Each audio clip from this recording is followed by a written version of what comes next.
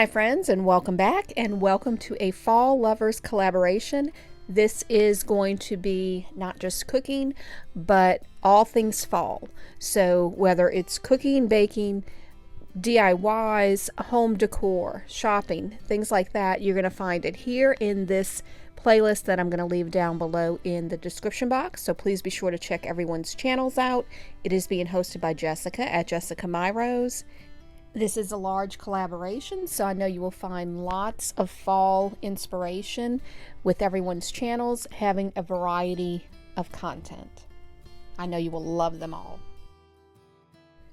And for me, fall is pumpkin anything. So I'm making a pumpkin crunch cake with a cream cheese frosting.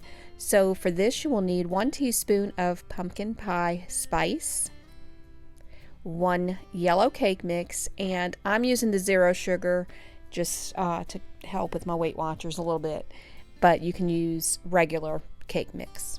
Doesn't have to be the 0 sugar. Also 3/4 cup of butter, and you want to slice those up, so that's about 1.5 sticks of butter. You need 1 can of evaporated milk, 1 can of pumpkin, and you want puree. You do not want the pumpkin pie filling, so make sure it's the puree. 3 large eggs, 1 cup of chopped pecans. If you don't like pecans or you have a nut allergy, you can substitute with toffee bits. You will also need 1 cup of granulated sugar, and that will be everything you need for the cake portion. But then for the frosting, you need 1/2 cup of powdered sugar, 1 8-ounce tub of Cool Whip, any version of that will do. Also an 8-ounce block of cream cheese, and I'm just using the 3rd less fat. It can be the original, it doesn't have to be that particular one. Make sure to use a medium to large bowl for this so you can stir everything up. But the first thing you will do is add the pumpkin puree. Then add the evaporated milk, your cup of sugar, the pumpkin pie spice, the 3 eggs, and then you want to just mix everything up the best that you can thoroughly. I start off with a spoon and I end it with a whisk. I find that it helps to get the eggs a little bit mixed in better, if that makes sense. You can kind of see the eggs there, but the whisk really does help incorporate the eggs into this, and then you get a smooth mixture. So you want to take a 9 by 13 inch pan and just spray it with some nonstick spray, and then you will just pour that pumpkin puree into the 9 by 13 inch pan. Next, sprinkle the cake mix on top of the pumpkin mixture. And don't mix it in, just kind of spread it out a little bit with a spatula if you can. And that's all I did, just to lightly brush it on top, just so that way it was evenly distributed. Sprinkling the pecans on top is next. It stopped recording on me. But the next step would be, after you put the pecans evenly on the top, then you would put the butter and just space it the best you can on top of the pecans.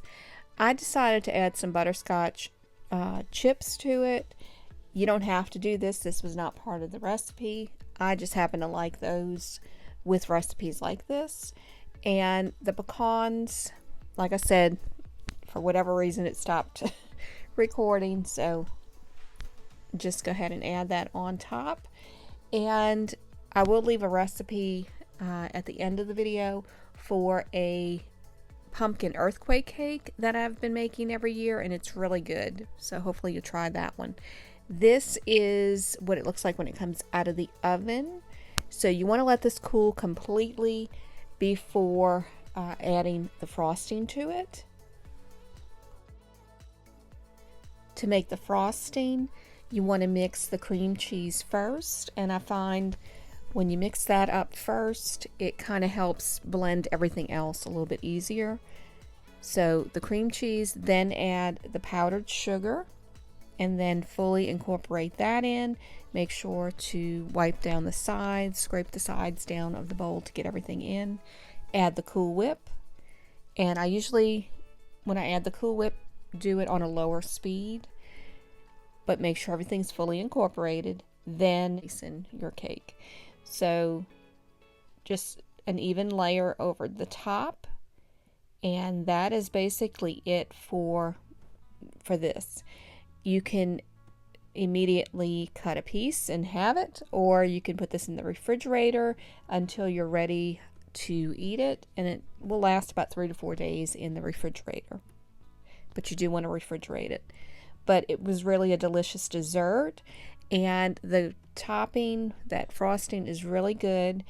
Also, the pecans do give it a nice crunch, and the butterscotch does, help give it a little bit more flavor. But really did enjoy this. Definitely a fall dessert. But don't forget to check the playlist down below of all the YouTube content creators that are making some great videos for you today.